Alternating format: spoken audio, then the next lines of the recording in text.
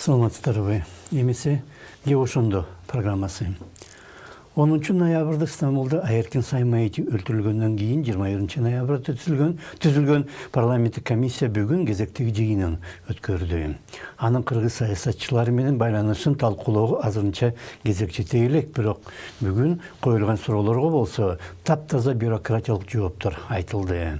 Мисалга, 17-жылдын январында Бишкек алдында кулаган Боингтеги жүк тууралуу эч ким эч нерсе билбейт экен.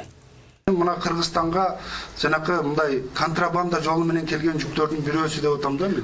Анда эч кандай болушу мүмкүн эмес. Контрабанда менен самолет менен келип контрабанда калышкан. Сиз азыр жооп бере албайсыз. Жок, жооп бере алам. Ал кезде де мындай да биздики ал жерде аэропортто бизден башка 5 служба бар. Бизден башка. Бул жерден келген борт эмес 500 кг жоголбойт бизден импорттолуп келген жүктөрдөн. Бажыда жарым тонна жүкті жоғолбойт дейт Торутаев. Катталган жүк болсо, албетте жоголбойт. Ал жоголсо мамлекет башыңызды жулуп алат да. Маселе катталбаган контрабанда жөнүндө болуп жатканын бажы жетекчилиги тааныгысы жок. Алар үчүн андай катталбаган аткезчилик жол менен өткөн жүк дегеле жок. Анткени катталбаган. Ага Кытай менен Кыргызстан жүктү ар башка каттагандагы кошулуп маселени жаташтырат. Бизге жалпысынан Кытай Республикасынан 2019 жылы бизге жалпы импорт болуп келгени 1 миллиард 942 болду. Бул жерде жанагы сиз расхождение деп атпайсызбы статистиканы. Кытай эл республикасынын маалыматы боюнча 5 миллиард 556 миллион доллар болуп эсептелип атат. Ошентип Кытайдын эсеби боюнча Кыргызстанга жылына 5,5 миллиард доллар турган жүк өтөт экен. Кыргызстан болсо биз 2 миллиардка жетпеген жүк алдык дейт. Айырмасы 3 миллиард 600 миллион доллар. Торутаевдин айтымында Кытай менен Казакстандын статистикасынын айырмасы дагы 6 миллиардка жетет. 15-жылы болсо ал айырма 3 миллиард 300 миллион гана болчу. Баарыбыздын аракеттери окшош экен, бирок баарына Кытай күнөөлүү.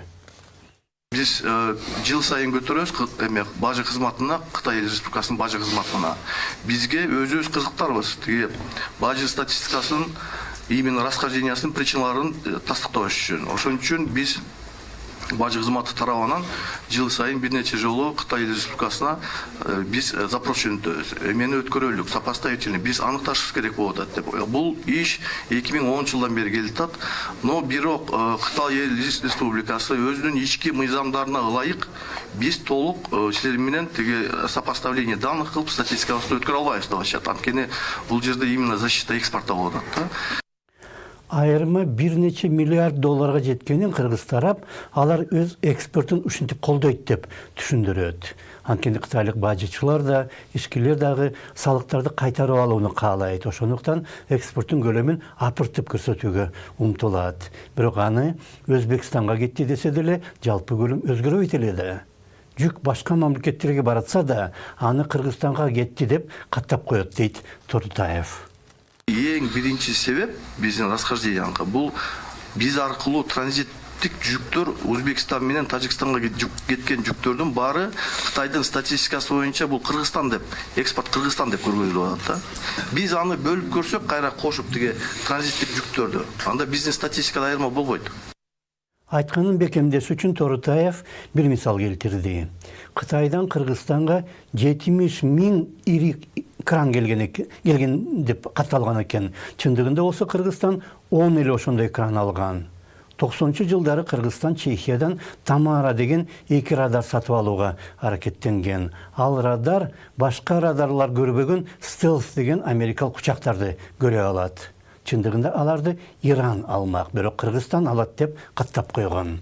Жана ушундай жасалма бюрократия Кыргызстандын бардык бийлик органдарында өмүр сүрөт. Милиция же УКМКнын жетекчилери такай биздин кызматкерлер эреже жана мыйзам менен гана иштейт деп такай кайталайт. Бирок алар ишкерлер же жөнөкөй жарандарды эмне кылып жатканы баарыга белгилүү. Анткени менен андай былык иштер эч жакта катталбайт. Ошондуктан алар такыр эле жок деп эсептесе болот.